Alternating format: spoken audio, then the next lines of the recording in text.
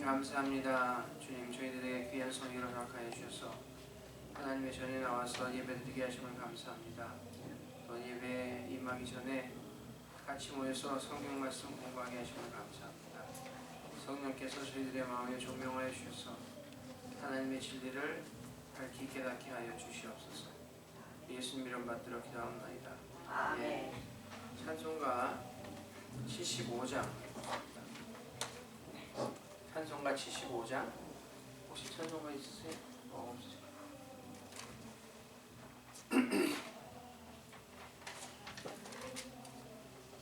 찬송가 75장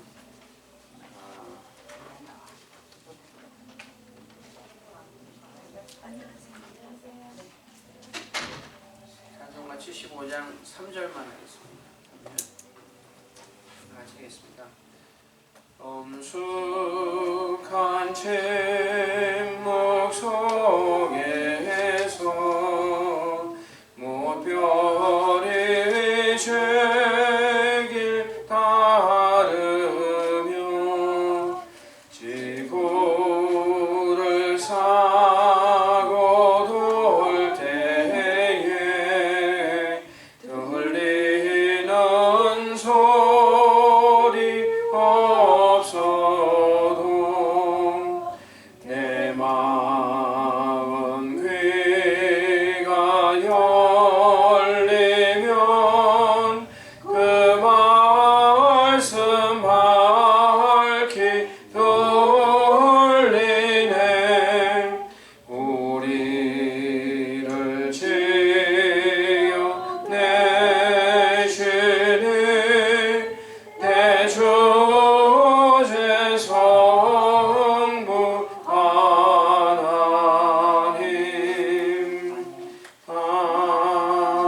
아멘.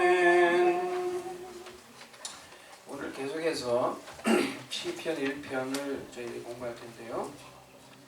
잠깐 복습을 하면은 시편의 1편이 6절로 되어 있는데 1절과 2절은 성자 하나님과 우리와의 관계에 대한 것이라고 말씀드렸어요. 그리고 3절과 4절은 성령 하나님과 우리와의 관계에 대한 것이라고 말씀드렸고, 이제 마지막으로 이제 5절과 6절을 오늘부터 공부할 텐데, 이 두 구절은 성부 하나님과 우리의 관계의 것이다.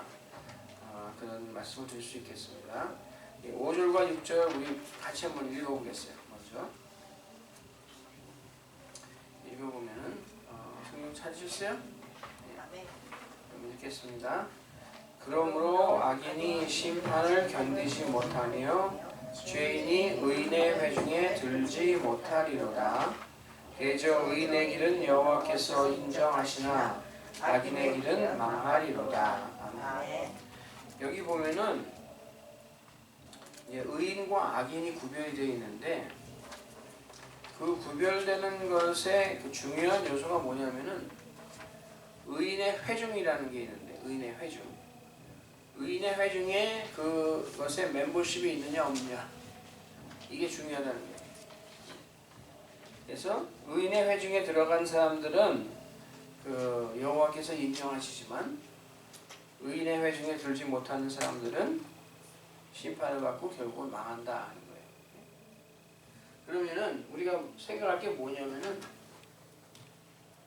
첫째로는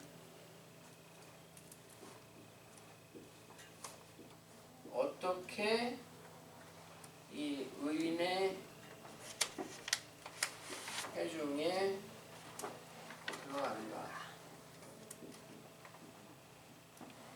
이게 중요하지 않겠어요? 만약에 우리가 이 의인의 회중에 들어가지 못하다면은 우리는 그 회중 바깥에 있는 그 존재가 되어서 심판을 받고 망한다 했으니까, 어떻게 하면 의인의 회중에 들어가는가, 그게 이제 중요하고, 그 다음에는 우리가 의인의 회중에 들어가면은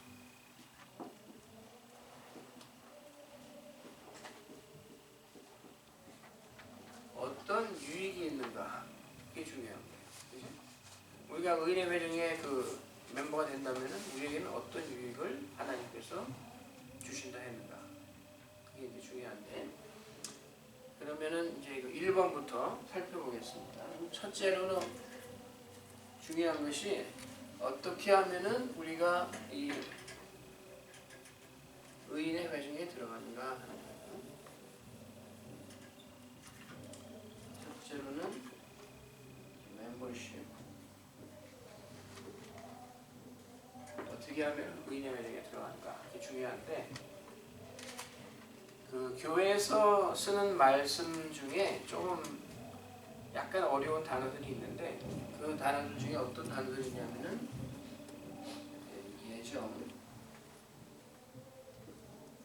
섭리, 경륜 이런 말씀을 쓰거든요. 교회에서 이런 말씀 들어보셨죠? 이게 무슨 뜻인지 아세요?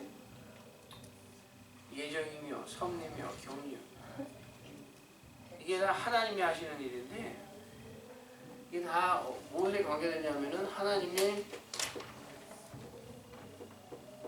주권에 관계되는 말씀이에요. 하나님의 주권.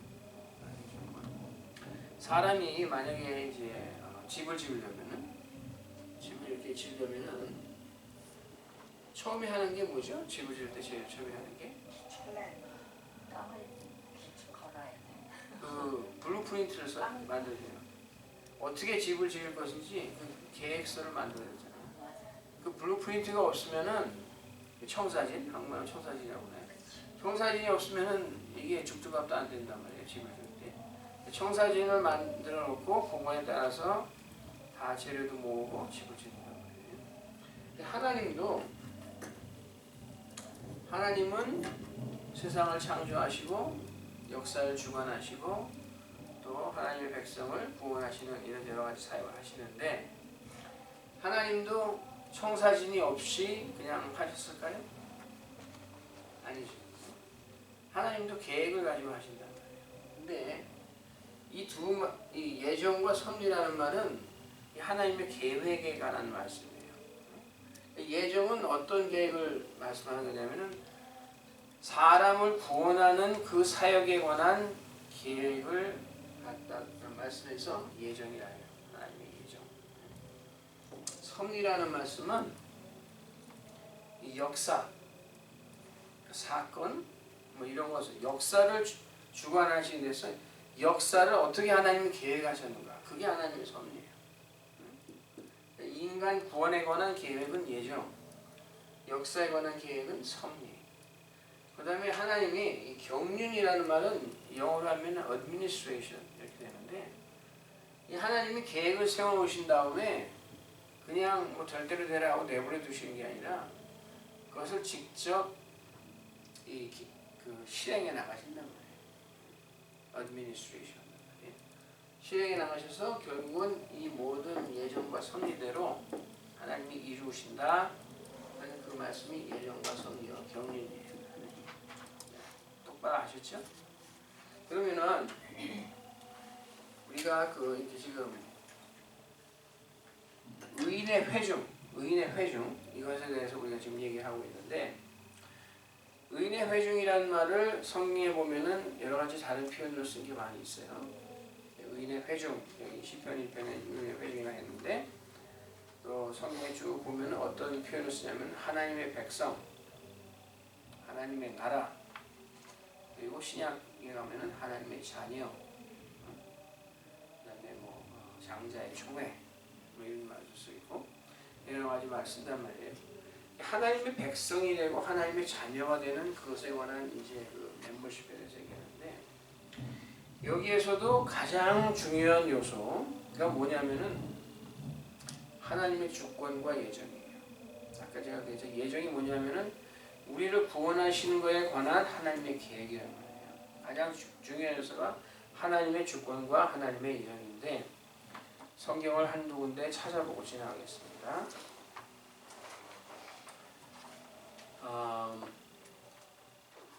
제일 먼저 에베소서 1장을 한번 찾아보세요. 에베소서 1장 3절 4절.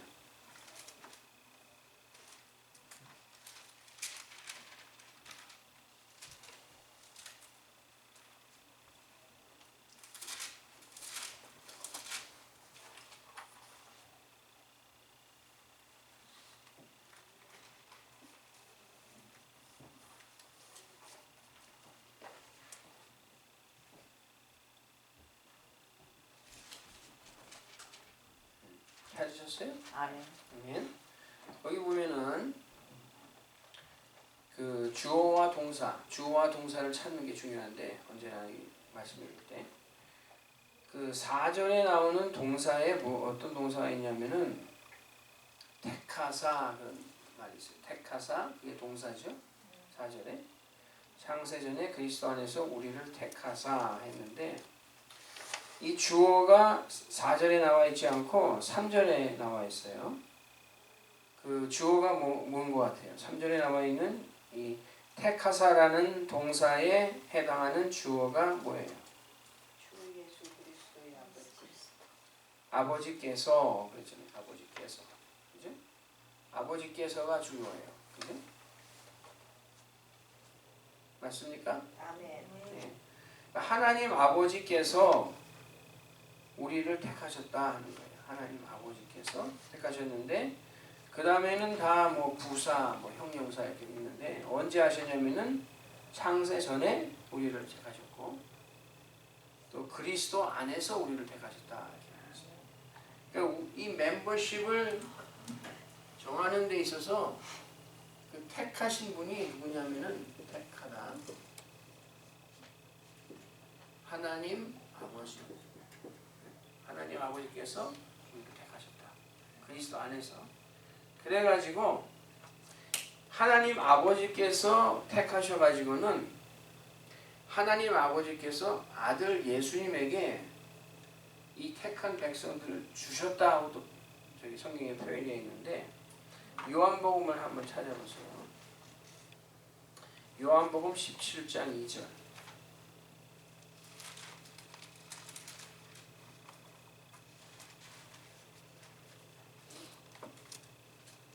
요한복음 17장 2절을 보면은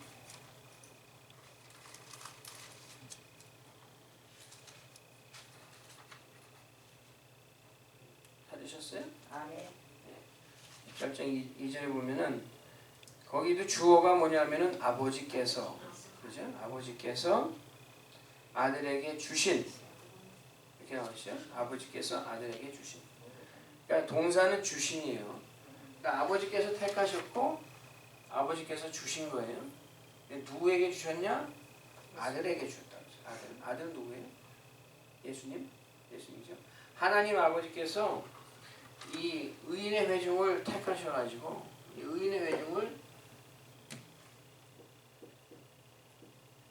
아들에게 주셨단 말이에요. 그리고 그 다음에 넘겨가지고 18장을 보세요. 18장 9절.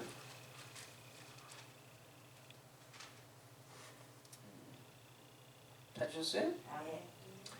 여기 보면 예수님께서 지금 말씀하시는데 이는 아버지께서 내게 주신 자 중에서 하나도 잃지 아니하였사옵나이다. 그랬어요. 그죠?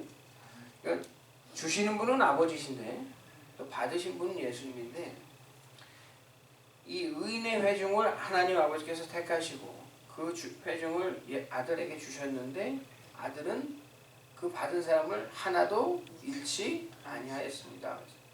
그러니까 예수님이 책임지고 이 하나님 아버지께서 이 의인의 회중으로 택하신 그 사람들은 책임지고 지키신단 말이에요.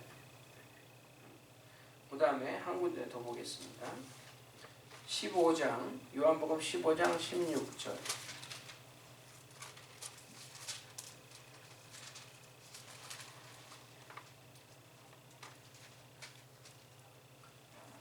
찾으셨어요? 아멘. 16절 보면은 너희가 나를 택한 것이 아니요 내가 너희를 택하여 세웠나니. 이게 뭐냐면은 이 의인의 회중에 들어간 사람들이 자기가 하나님을 택했다는 거예요? 아니지. 누가 택했다는 거예요? 하나님이 이 사람들을 택하셨다는 거예요. 네? 하나님이. 그 다음에 어디를 찾아보셔야 되냐면은 로마서 9장을 한번 보세요. 로마서 9장.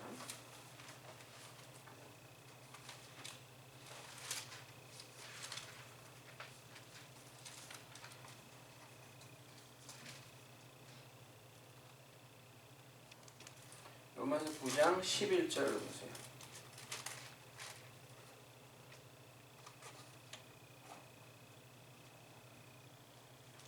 여기에는 이제 뭐에 대해서 얘기 나오냐면은 그 이삭에게 그 부인이 있었는데 부인의 이름이 리브가죠. 리브가인데 리브가가 아들을 낳았는데 쌍둥이를 낳았죠. 이름이 뭐예요? 에서와 야곱인데 이 에서와 야곱을 쌍둥이를 낳았는데 하나님이 이 에서와 야곱을 똑같이 사랑하신 게 아니었어요.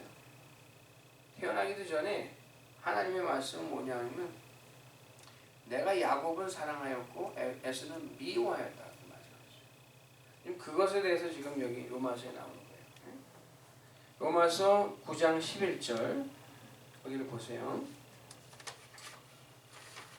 거기 보면은 이렇게 써 있습니다. 제가 읽겠습니다. 그 자식들이 아직 나지도 아니하고 무슨 선이나 악을 행하지 아니한 때에 택하심을 따라 되는 하나님의 뜻이 행위로 말미암지 않고 오직 부르시는 이에게로 말미암아 서게 하려 하사 리브가에게 이르시되 큰 자가 어린 자를 섬기리라 하셨나니 기록된 바 내가 야곱은 사랑하고 에서는 미워하였다 하심과 같으니라. 그러니까 하나님이 야곱은 택하시고 에서는 안 택하셨는데 이게 무슨 야곱이 특별히 뭐 잘나서 그렇게 했다는 게 아니다는 거예요. 또는 에서가 특별히 태어나기도 전에 뭘 잘못해가지고 하나님이 에서는 이렇게 밀쳐내신 게 아니라는 거예요. 그냥 하나님의 주권에 따라서 하나님이 그렇게 하셨다는 거예요. 하나님의 주권에 따라서. 그래서 이런 것을 갖다가 다 종합해서 나온 그 말씀이 어디 있냐면은 요한복음 1장을 보세요. 요한복음 1장 12절 13절.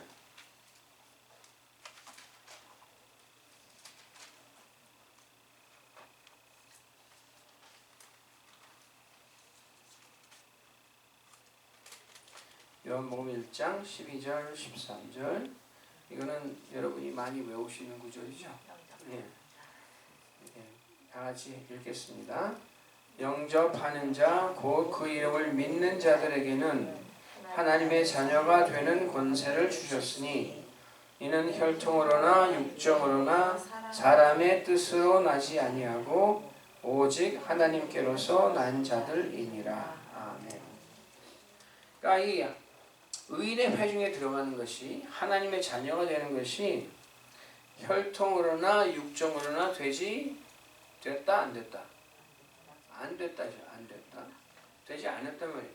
그래서 아브라함이 아들이 있었는데 이삭도 있고 이스마엘도 있고 그 중에 또 나중에 그 사라가 죽은 다음에 그 두라는 그 후처를 취해가지고 또 아들 많이 낳았는데 그 중에서 하나님이 약속의 자녀라고 인정한 아들은 몇 명이에요? 하나. 이삭만 하나님이 인정하셨어요. 이삭만. 그 다음에 이삭이 조금 전에 말씀드린 것처럼 쌍둥이 아들 낳았는데 에서와 야곱. 그 중에서 하나님이 복 주시기로 인정한 아들은 몇 명이에요? 하나. 야곱. 에서는 아니란 말이에요. 똑같은 혈통에서 나왔는데도 불구하고. 그리고 이 구약 시대에 보면은 그냥 우리가 일반적으로 생각할 때 이스라엘 사람들이 하나님의 백성이다 이렇게 우리 생각하지만 모든 이스라엘 사람들이 다 하나님의 백성으로 이 의인의 회중에 들어갔습니까? 아닙니까? 아니에요. 그래서 예를 들어서 그 아합 시대에 북왕국 이스라엘의 아합 시대에 그날에 수백만 명의 사람들이 살고 있었는데 하나님이 그들을 다 인정하신 게 아니었어요. 하나님이 엘리야에게 뭐라고 말씀하셨냐면은 내가 특별히 바알에게 무릎을 꿇지 아니한 사람 7천을 남겨두었다. 그래서 7천. 그 7천 명만 하나님의 이 의인의 회중에 들어가는 거예요. 나머지는 아니란 말이에요. 그러니까 혈통으로는 육신의 혈통으로는 다 이 야곱의 자손으로 이렇게 이스라엘 사람으로 태어났지만 이 7천 명 외에 나머지 사람들은 의인의 회중에 들어가지 못한 거예요. 그리고 또 구약 시대에조차 야곱의 혈통은 아니지만 이스라엘 혈통은 아니지만 하나님의 백성으로 포함된 사람들이 있었어요. 그죠? 출애굽기에서 보면은 그 애굽에서 이스라엘 사람들이 나올 때 거기에 그 이스라엘 사람들만 나온 게 아니에요.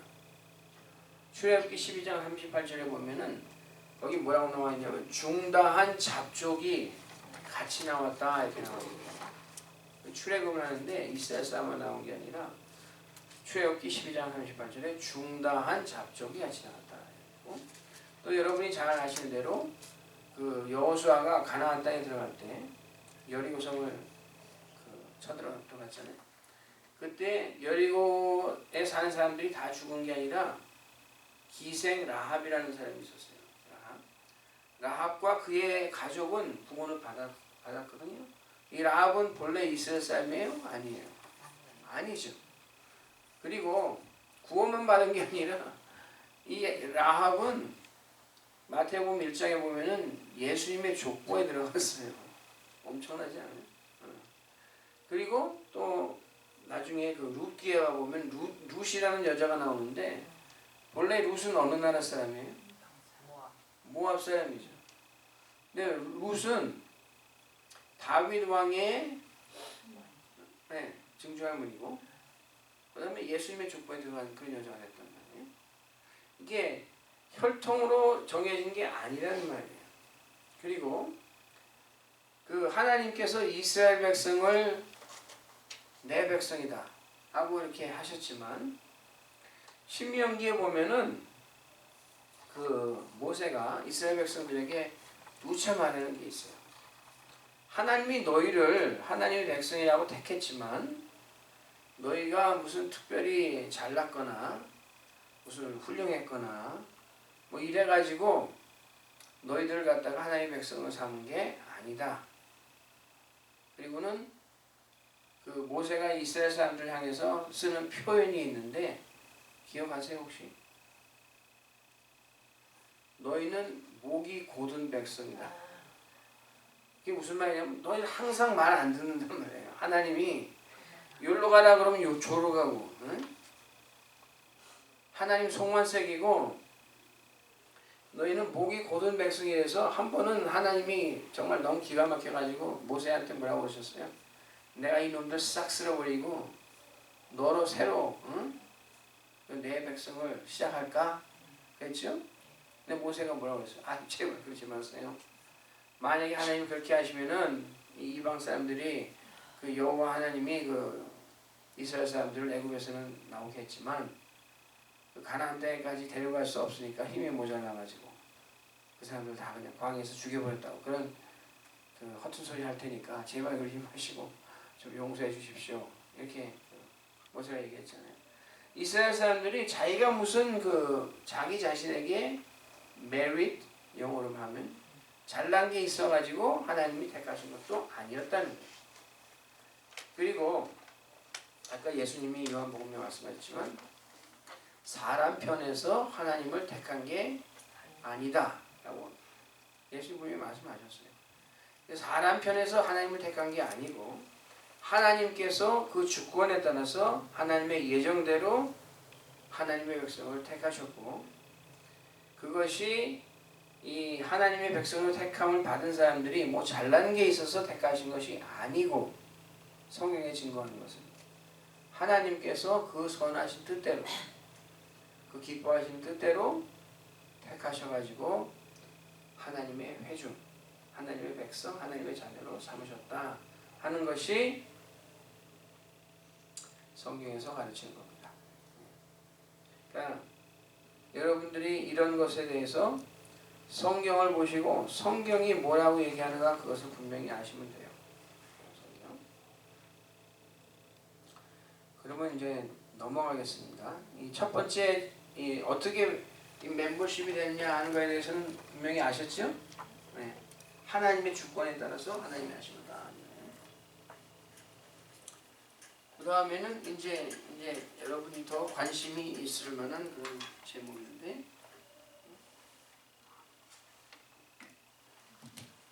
어떤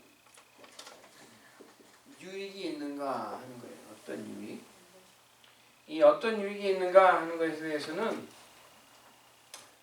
한 서너 가지를 생각할 수 있는데, 첫째로는 은혜, 둘째로는 은혜 위에 은혜, 셋째로는 언약과 기여. 이 정도 생각할 수 있어요. 그러니까 이 은혜 회중에 들어가면은 우리에게 어떤 유익이 있는가를 생각할 때, 첫째로는 은혜, 그 다음에 은혜 위에 은혜. 좀 표현이 좀 그렇죠? 은혜 위에 은혜, 언약과 기여 있는데, 이 옛날에 뭐 옛날도 아니겠지 뭐죠. 농사꾼들이 그 밭에서 일하면서 농사를 지을 때 점심 때가 되면은 이제 그늘에 앉아서 이제 점심을 먹을 때 밥을 어떻게 해줍니까? 밥을 해줄 때 이게 밥 공기가 이렇게 있으면은 여기에 꽉꽉 채워가지고 밥을 한 다음에 또 똑같은 그릇에 가지고 이렇게 곱빼기를 해가지고 이렇게 밥을 주잖아요. 제가 이거 그림을 이렇게 그린 이유가 뭐냐면, 이 곱빼기를 채우려면은, 이 위에 있는 걸 채우려면은 우선 밑에 이게 들어가야지 그 다음에 곱빼기가 되는 거죠. 이거는 안 채우고 이걸 채우면은 곱빼기가 돼요? 안 되죠. 밑에 있는 게 있은 다음에 그 다음에 이게 들어가야 된단 말이에요. 은혜도 마찬가지예요. 은혜도 이 밑에 들어가는 은혜가 있고, 그 다음에 이 밑에 들어가는 은혜 위에 들어가는 은혜가 있어요. 그래야지 이게 온전하게 된단 말이에요. 은혜가. 은혜, 그 다음에 은혜 위에 은혜. 알겠죠? 그러면은 이제 좀 세세하게 살펴보겠는데, 성경 말씀 먼저 한번 읽고 요한복음 1장을 다시 가보세요. 1장 16절 17절.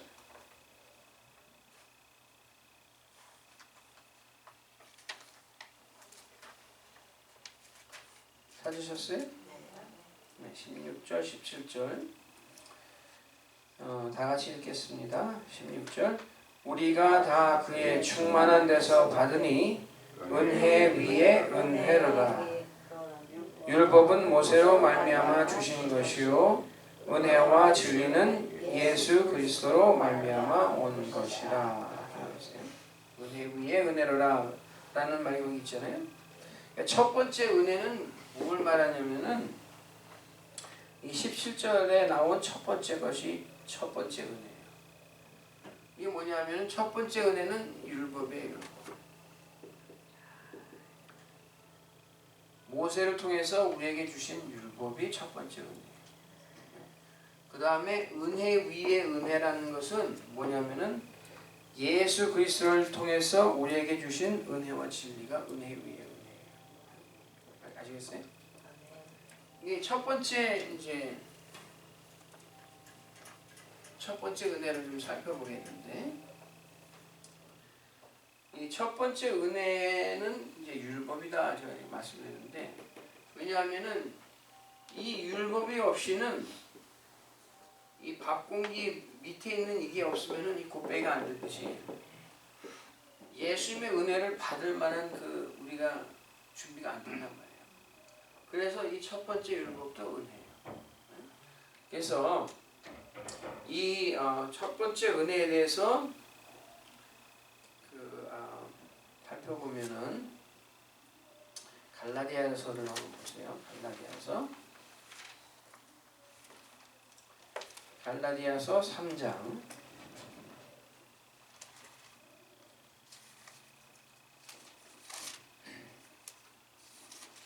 갈라디아서 3장 24절.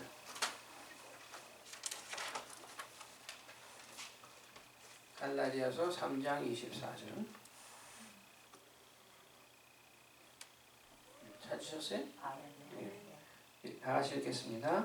이같이 율법이 우리를 그리스도에게로 인도하는 몽학 선생이 되어 우리로 하여금 믿음으로 말미암아 의롭다함을 얻게 하려 함이니라. 아멘. 여기 보면은 이제 몽학 선생이라는 말이 나오는데, 몽학 선생. 이거를 몽학 선생. 이게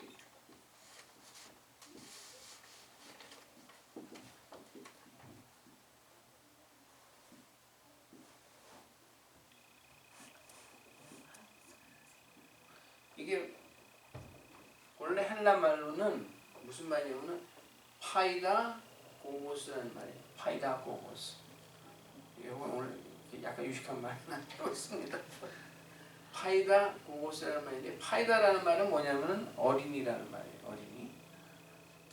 파이다는 어린이라는 말이고, 고고스라는 말은 인도하는 자라는 말이에요. 인도하는 자.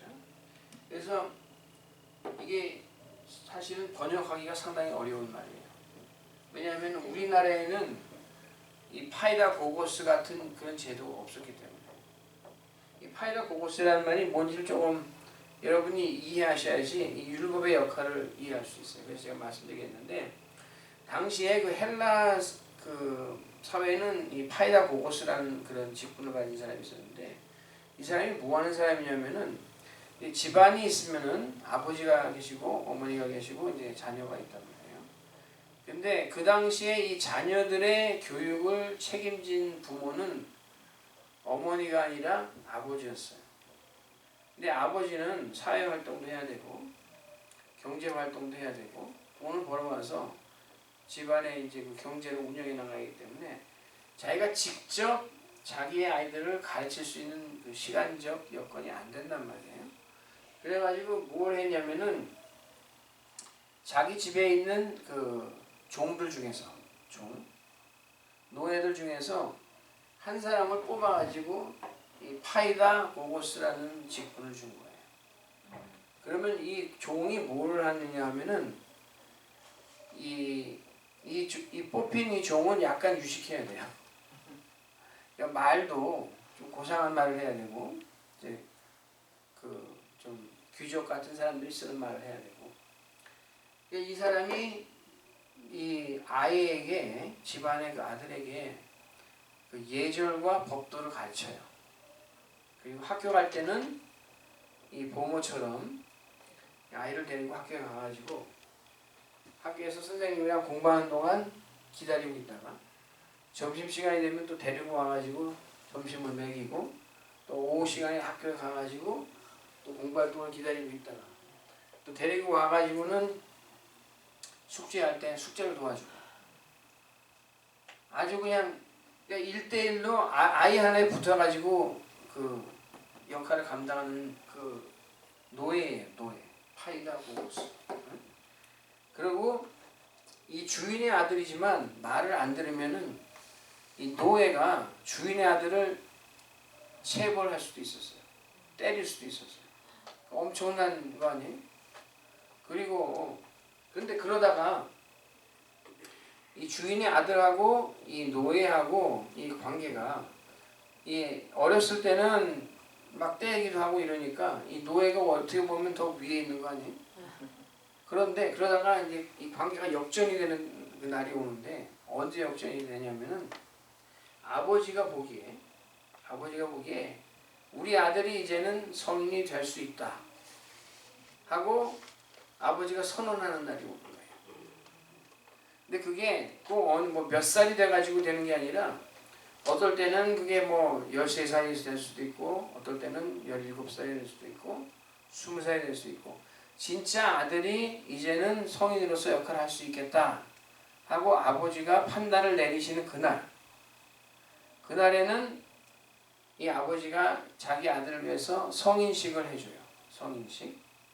성인식을 해주면은 그 성인식을 마친 후에는 어떤 일이 일어나냐면은 이 아버지의 그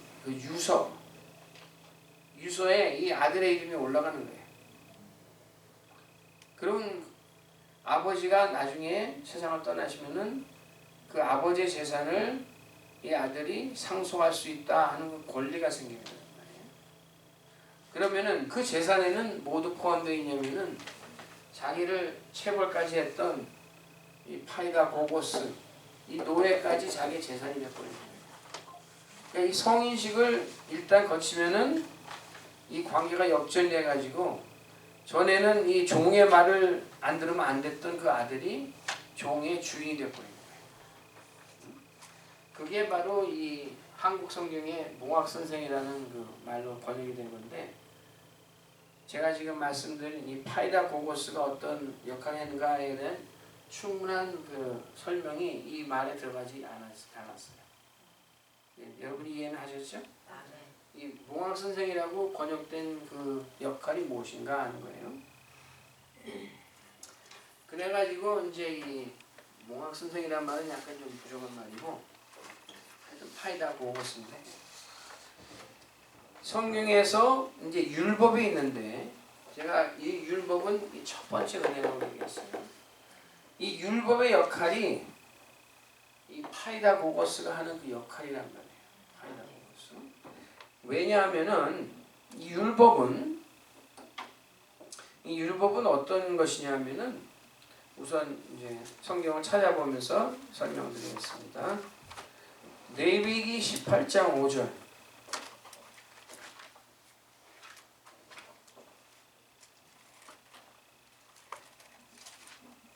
레위기 18장 5절. 찾으셨으면 아멘 하세요. 아멘. 아멘. 네. 레위기 18장 5절. 그럼 같이 읽겠습니다. 너희는 나의 규례와 법도를 지키라. 사람이 이를 행하면 그로 인하여 살리라. 나는 여호와니라. 이 율법은 뭐냐면은 그 율법을 다 지키면 살리라. 지키면 살리라. 이게 율법이에요. 그리고 신명기 6장 25절을 보면은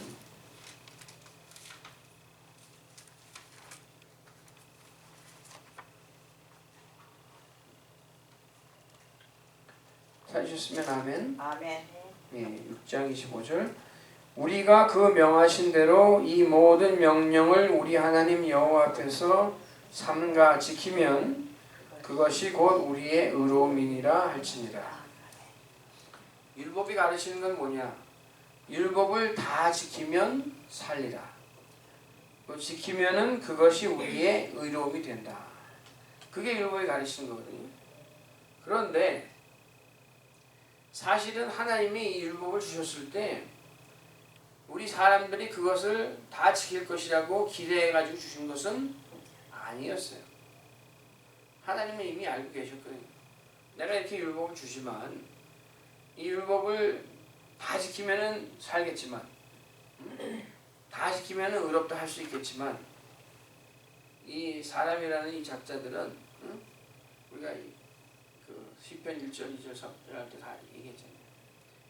자기 그 꾀가 있고 자기 마음대로 자기 길, 죄인의 길을 가버리고 오만한 자리에 앉아버리고 이러기 때문에 이놈들은 이거 다 못 지켜. 그걸 하나님이 이미 다 알고 계신 거예요.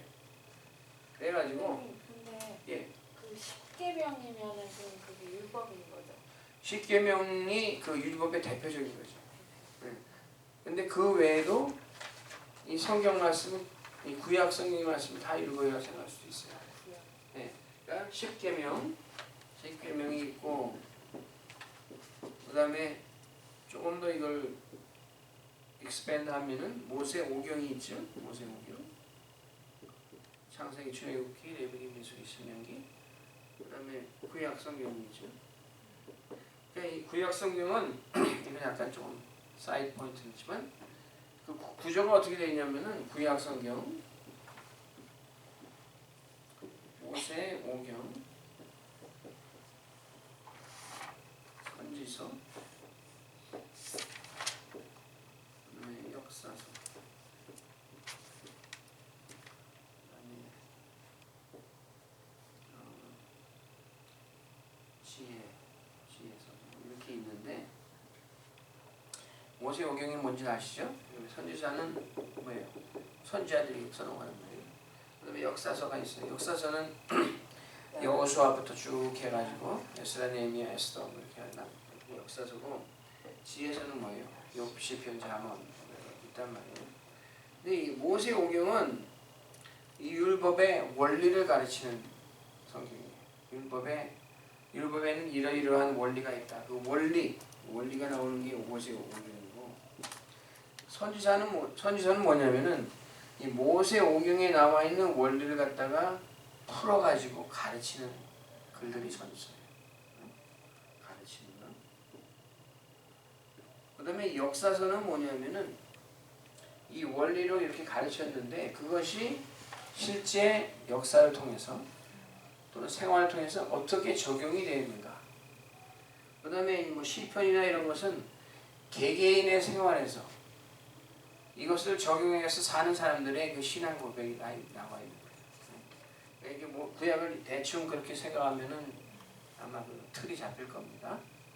그런데 제가 무슨 얘기를 하냐면 하나님이 이렇게 율법을 주셨는데 하나님이 주시면서 이걸 다 지키면 살겠지만 하나님이 보시기에 이놈들이 이것을 지키지 못할 게 뻔하다 하는 것을 이미 다 아셨어요. 이미 다 아셔가지고 하나님이 이미 구약에 하시는 말씀이 뭐냐면은 에스겔 20장 한번 보세요. 에스겔 20장.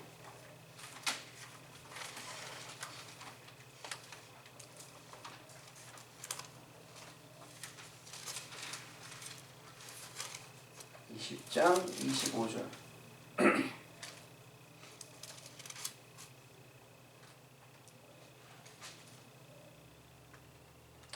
에스겔 20장 25절. 하나님이 말씀하시는 거예요. 다 찾으셨으면 아멘. 네, 읽겠습니다. 같이. 또 내가 그들에게 선치 못한 율례와 능히 살게 하지 못할 규례를 주었고, 하나님이 우리에게 나쁜 걸 주셨다는 말이 아니라 우리가 스스로는 지켜가지고 의를 이루고 우리가 스스로 지켜가지고 생명을 얻을 그런 규례는 아니었다는 거예요. 하나님이 지금 말씀하시잖아요. 내가 너희들에게 그 레위기에, 신명기에, 모세오경에 이거 다 지키면 너 살 수 있어. 이거 다 지키면 너희가 의롭다 할 수 있어. 라고 말씀을 하셨지만 너희는 본래 죄인이기 때문에 이걸 다 지켜가지고 생명을 얻고 의롭다함을 얻게 될 수 있는 그런 놈이 하나도 없다 이거예요. 그래서 하나님 말씀에 내가 너희에게 준 거는 너희로 능히 살게 할 수 있는 그런 규례는 아니었다고 지금 하나님이 스스로 말씀하시는 거예요. 그리고 하나님이 원하시는 게 뭐냐면은 사람들이 이 율법을 가지고 이제 지키려고 해보다가 하나님 나는 죄인입니다. 난 아무리 해도 이거 지킬 수가 없네요. 내 방법으로 안 되니까 하나님의 방법으로 좀 나를 구원해 주실 뭐가 필요하지 않습니까? 하고 고백하더라고요. 그게 하나님이 원하시는 거예요.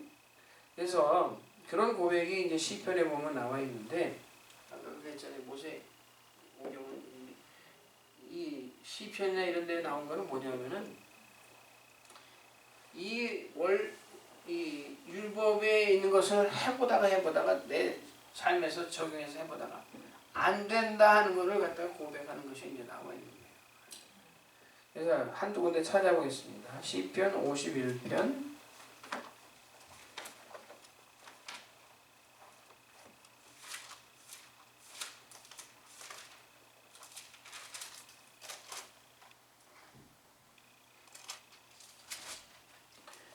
51편 4절.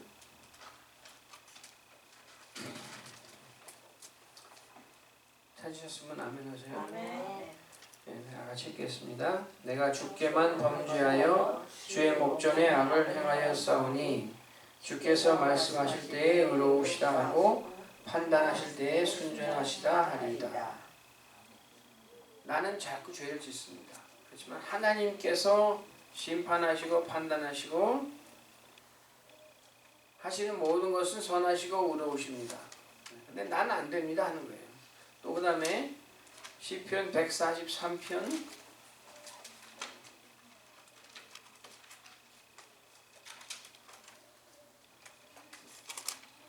1절 2절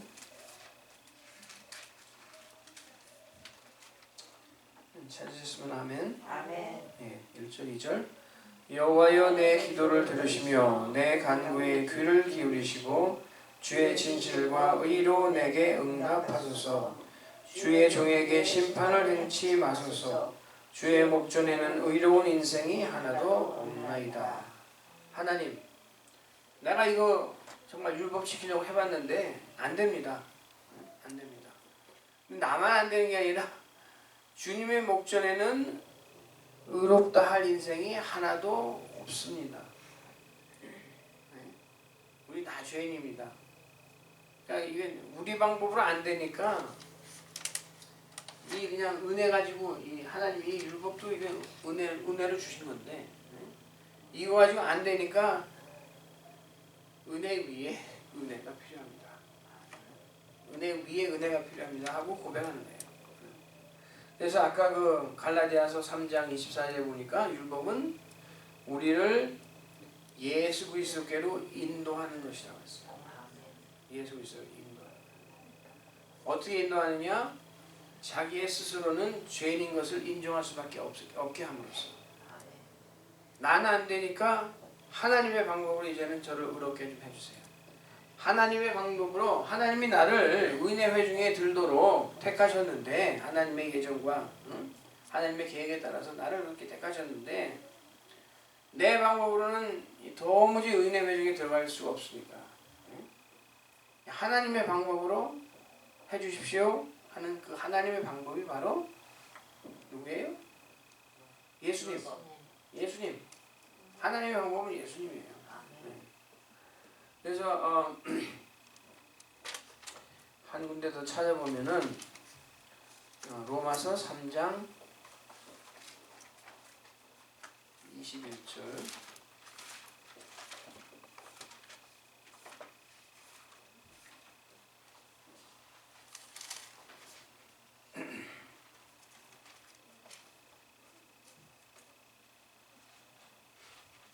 (21절) (22절) 두 번 읽어보겠습니다. 찾으셨으면 아멘. 아멘. 예, 읽겠습니다. 이제는 율법 외에 하나님의 한 의가 나타났으니 율법과 선지자들에게 증거를 받은 것이라. 곧 예수 그리스도를 믿음으로 말미암아 모든 믿는 자에게 미치는 하나님의 의인이 차별이 없느니라.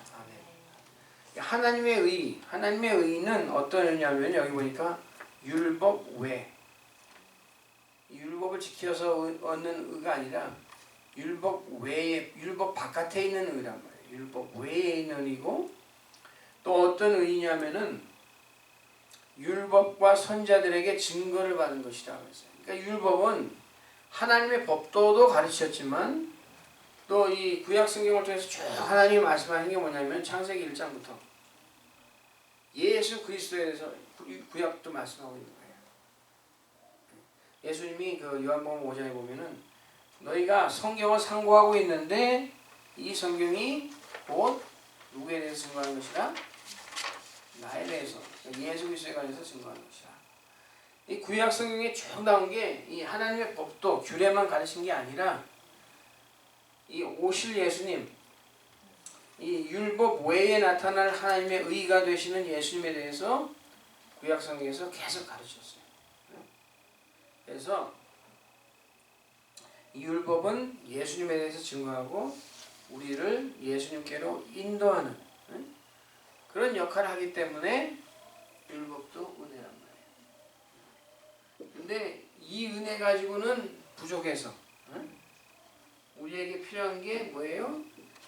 은혜 위에 은혜.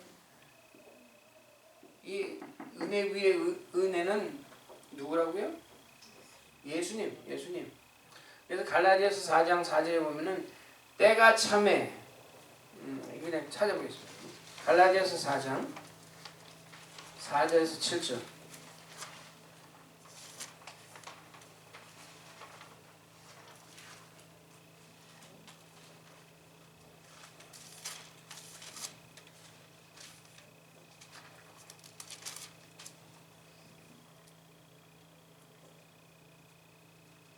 찾으셨어요? 4절에서 7절 제가 읽겠습니다. 때가 참에 하나님이 그 아들을 보내사 여자에게서 나게 하시고 율법 아래에 나게 하신 것은 율법 아래에 있는 자들을 속량하시고 우리로 아들의 명분을 얻게 하려 하심이라. 너희가 아들인 거로 하나님이 그 아들의 영을 우리 마음 가운데 보내사 아바 아버지라 부르게 하셨느니라. 그러므로 네가 이후로는 종이 아니요 아들이니 아들이면 하나님으로 말미암아 유업을 이을 자니라. 아멘. 여기 보면은 그 중요한 그 키워드 있는데 여기 보면은 뭐냐면은 예수님 때문에 예수님이 때가 참에 오셨어요. 때가 참에. 아까 이 때가 참에 오셨다는 게 중요한데 아까 그 파이다고고스 얘기하면서 제가 그랬죠. 이 아들하고 이 노예하고 그 입장이 역전되는 때가 있는데 언제냐면은 아버지가 아들을 너는 이제는 성인이야. 너는 내 유서에 이름을 올릴 수 있는 자격이 생겼어. 하고 아버지가 선언하는 그날.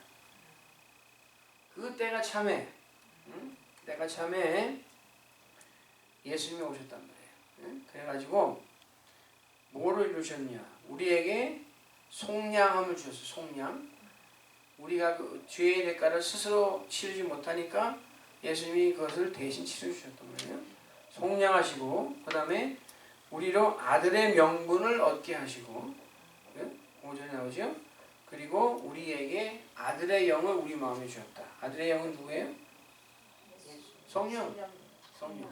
성령을 우리 마음에 거하게 하셔가지고 아들의 영을 주셨기 때문에 우리가 하나님을 갖다가 아버지라고 부르셨단 말이에요. 아바 아버지. 아바 아버지라고. 참 우리나라 말하고 이게 좀 비슷한 게 있는 것 같아요. 우리는 아빠라고 부르는데 아바 아버지. 그리고 아바 아버지라고 부를 수 있다는 것은 뭐가 무슨 뜻이냐면은 상속할 수 있단 말이에요. 유업이 있다는 거예요. 유업. 하나님이 우리에게 주시는 그 inheritance, 유업이 있다는 것을 이게 은혜 위에 은혜가 우리에게 주시는 거예요. 복이에요. 유익이에요. 그러면 이제 이게 두 번째고 세 번째가 아까 제가 뭐라고 그랬어요? 언약과 기업. 그렇지. 언약과 언약과 기업. 네, 기업, 유업, 언약과 기업인데 성경에는 하나님이 우리에게 약속하신 언약이 많이 나와 있어요. 저는 뭐 다 세어보지는 않았는데 모르긴 몰라도 한 수천 개 있을 거예요. 많이 있는데 이 언약이 참 귀한 것은 왜 귀하냐면은 이 언약을 갖다가 선포하신 분이 신실하신 하나님이시기 때문에 하나님은 언약을 하시면은 하나님이 그 약속을 깨뜨리실까요? 지키실까요? 지키시다. 뭐 너무나 당연한 거 아니에요? 하나님 지키시기 때문에 그 언약이 중요한 거예요. 하나님이 야 아무개야 난 이걸 너에게 해주겠다 하시면은 하시는 분이란 말이에요. 하나님의 때에 하시는 분이에요. 대신 우리가 원하는 그 우리에게 편한 때에 하시는 건 아니고 하나님이 정하신 때에 하시는 거예요. 그리고 이제 기업을 주시는데 그 언약에 따라서 이 언약이 제일 먼저 나온 때가 언제였을까요? 성경에 제일 먼저 나오는 언약이 뭘까요? 아브라함? 아담, 그렇지. 아담. 그 하나님이 그 우리 인류에게 하신 제일 첫 번째 언약을 한번 우선 살펴보겠습니다. 이 아담에게 하신 언약은 창세기 몇 장에 나올까요? 제일 먼저 하신 거니까 창세기 1장에 나와야 되지. 창세기 1장 26절부터 30절까지. 창세기 1장 26절부터 30절. 여기 보면은 이제 하나님이 우리 인류에게 제일 먼저 하신 언약이 여기에 나와 있어요. 근데 이 이 언약을 이렇게 하실 때에 어떤 거에 근거해서 하셨는가 그걸 살펴보는 게 중요해요. 어떤 거에 근거해서 하셨는가. 다 찾으셨으면 아멘. 아멘. 네, 읽겠습니다.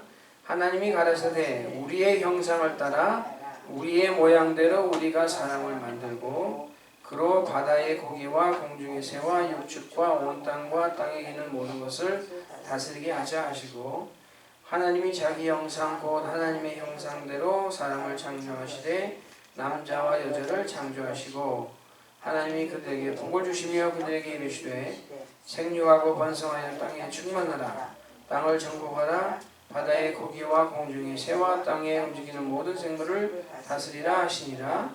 하나님이 가르사대 내가 온 주변에 씨 맺는 모든 채소와 씨 가진 열매 맺는 모든 나무를 너희에게 주노니 너희 식물이 되리라. 또 땅의 모든 짐승과 공중의 모든 새와 생명이 있어 땅에 있는 모든 것에게는 내가 모든 풀을 식물로 주노라 하시니 그대로 되니라. 아멘. 여기 보면은 하나님이 첫 번째 하신 언약이 나와 있는데 왜 사람에게 이 첫 번째 언약을 하셨냐면은 하나님이 사람을 만드셨을 때 누구의 형상대로 만드셨다고요? 하나님의 형상. 하나님의 형상으로 만드시는데 여기 보면은 어떻게 나와 있냐면은 26절에 보면은 우리의 형상을 따라. 우리의 형상을 따라. 이게 무슨 말이에요? 우리는 삼위일체 하나님의 형상을 따라 지음을 받았다는 거예요. 하나님이 우리라는 그 복수 1인칭 대명사를 쓰셨잖아요. 우리의 형상을 따라 성부, 성자, 성령, 하나님 삼위일체 하나님의 형상을 따라 사람을 만드시고는 너희는 이 아담과 하와 너 남자 여자 너희는 우리의 형상을 따라 지음을 받았기 때문에 내가 이런 언약을 해가지고 너희에게 복을 주고 싶은데 복을 받기 합당하다는 거예요. 하나님의 형상 때문에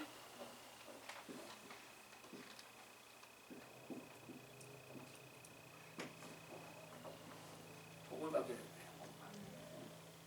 우리나라 사람들처럼 복을 좋아하는 사람도 아마 별로 없을 거예요. 제가 어렸을 때 보면은 뭐 온갖 것에 다 복이라는 자를 써놨더라고요. 숟가락에 써놓지. 그 다음에 뭐 돌하면이 머리에다 족두리라고 그래. 거기다 복사 써놓지. 복을 한문 쓰면은 이렇게 쓰지요. 저는 한문 잘 모르지만 뭐 이렇게 쓰는데. 응? 이 옆에 있는 요건 뭐죠? 시, 그렇지. 시는 어떤 때 나오는 말이냐면 계시 할 때 나오는 말이야. 이거는 보통 어떻게 우리가 이해할 수 있냐면 하나님을 뜻하는 것이라 생각했어요. 하나님, 우리 하나님은 자신을 이렇게 드러내 보이신 하나님, 계시. 그 다음에 여기 위에 있는 요거는 뭐예요? 한일자지. 요거는 뭐예요? 한 사람. 이거는 뭐예요? 맞전. 그러니까 처음 그 하나님의 동산에 사람이 처음으로 있을 때, 첫 사람이 있을 때 그 상태가 복이라는 것을 이 한문이 어떻게 보면 나타내고 있는데 이게 그러니까 처음에 하나님이 사람 만드셔가지고 에덴동산에 이렇게 딱 놓으시고 이 복을 주셨던 거예요. 언약을 하시던 거예요. 근데 그것이 근거가 뭐냐면은 하나님의 형상대로 지음을 받은 거예요. 이 같은 복을 이 성경의 창세기를 오늘 날이 와서 한번 읽어보세요. 쭉 보시면은 이 아담에게 하셨던 복이 또 한참 10대 후에 아담 하고 10대 내려간 후에 누가 나오냐면 노아라는 사람이 나오죠. 노아에게로부터 10대 후에 누가 나오냐면 아브라함이 나와요. 이것도 어떻게 딱딱 맞춰가지고 하나님이 해놓으셨는데 10대 걸러가면서 나오는데 아담과 하와에게 주신 이 복이 비슷한 말씀으로 노아의 홍수 후에 또 노아에게 또 하시고 또 나중에 이 아브라함에게 또 창세기 12장에 가보면 또 아브라함에게 또 하셨어요. 이게 복을 이렇게 하시는데 아브라함에게 뭘 했어요? 응? 내가 너 복의 근원이 되고 너는 큰 나라가 되고 응? 너를 이름이 창대케 되고 너 자손은 하늘의 별과 같이 바닷가의 모래같이 많게 하겠다 하시단 말이에요. 이런 복을 이렇게 주셨는데 오늘 시간이 거의 됐으니까 한 가지만 말씀드리고 마치겠습니다. 이렇게 하나님이 복을 주셨는데 그 근거가 뭐냐면 하나님의 형상, 하나님의 형상이 사람에게 있기 때문에 이 복을 받게 됐다는 거예요. 그런데 이 아담의 족보를 가다 보면은 창세기 5장을 넘겨가 보세요.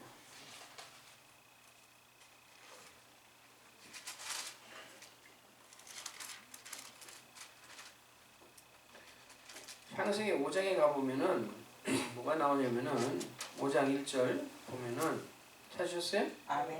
네. 하나님이 아담을 창조하실 때에는 하나님의 형상으로 지으셨어요. 그죠? 그런데 그 3절에 가보면은 아담이 아들을 낳을 때는 자기 모양 곧 자기 형상과 같은 아들을 낳았다. 아담은 하나님의 형상을 입어서 창조되었는데 아담은 자기 아들을 낳을 때는 이 하나님의 형상을 이렇게 물려준 게 아니라 자기 형상을 물렸다. 자기 형상. 자기 형상은 뭐냐면 선악과 따먹고 죄인의 형상을 물렸다. 그 다음에 나온 자녀들은 전부 이 자기 아버지 형상을 입고 나온 사람의 형상을 갖고 나온. 제가 그랬잖아요. 이 복을 받게 된 이유의 그 근거는 하나님의 형상에 있다고 그랬는데 이 아담의 계보에 나온 이 자손들이 전부 사람의 형상을 갖고 나왔다. 그렇다면 이 복을 받으려면은 우리가 이 하나님의 형상이 우리에게 회복돼야 되죠. 회복돼야 되는데 다음번에 모일 때는 그걸 좀 얘기하면 좋겠어요. 지금 시간이 다 됐으니까 이 아브라함에게 이 복을 주셨는데 아브라함이라는 사람이 한 사람이에요. 그 다음에 이삭 약속의 씨가 한 사람. 그 다음에 이삭에게 나온 쌍둥이 중에 야곱 한 사람만 하나님 인정하셨어요. 이때까지 하나님께서 아브라함에게 약속하신 하늘의 별과 같고 바닷가의 모래와 같은 그런 자손들이 전혀 이루어지지 않았죠. 어떻게 보면 한편에서 보면 하나님 제게 뭐 이 하늘의 별과 같은 많은 그 자손 준다고 해놓고서는 그냥 딸랑 그 아들 하나만 주시면 어떻게 합니까? 뭐 한 번에 10명씩은 낳아야지 이게 팍팍팍 늘어날 텐데 한 명 한 명 해가지고 어떻게 합니까? 그랬는데 야곱에게서는 12아들을 주시고 그 다음에 애굽에 내려갈 때는 몇 명? 70명. 그 다음에 애굽에서 나올 때는 60, 장정만 60만.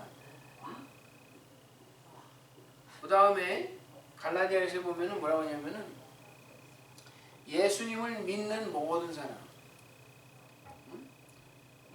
아브라함의 자손이라고 했습니다. 이게 정말 얼마나 많아진 거예요. 하나 했는데 이게 늘어나기 시작하니까 지금 이 지구의 지금 인구가 얼마나 되나요? 한 70억 되나요? 그 중에서 기독교인이 몇 명이에요? 몰라요. 한 20억, 30억 될 거예요. 아마. 다 아브라함의 자손이야. 다 실제로 하나님의 그 백성이 되고 하나님의 자녀라는 사람은 다 아브라함의 자손이야. 그러면 이 과정에서 하나님의 형상이 회복이 됐기 때문에 이런 역사가 일어난 건데 이 족보를 3대 내려오면서 하나님의 형상을 어떻게 하나님이 회복시키셨는가 하는 것을 다음번에 하겠습니다. 아멘. 지금 시간이 약간 오버타임 넘어갔는데 죄송합니다. 감사합니다. 네, 기도하고 마치겠습니다. 하나님 감사합니다. 저에게는 아무런 그런 메rit이 없지만 하나님께서 하나님의 주권에 따라 저희들을 택하셔서 의인의 회중에 들도록 하셨음을 감사합니다. 아멘. 저희들에게 감히 하나님을 아바 아버지라 부를 수 있게 자녀의 특권을 주시고 하나님의 언약에 따라 기업을 받게 하셨음을 감사합니다. 아멘. 저희들에게 온전히 삼위일체 하나님의 형상이 회복되게 하셔서 아멘. 하나님의 축복을 받을 만하게 하시옵소서. 아멘. 예수님 이름 받들어 기도합나이다. 아멘. 하늘에 계신 우리 아버지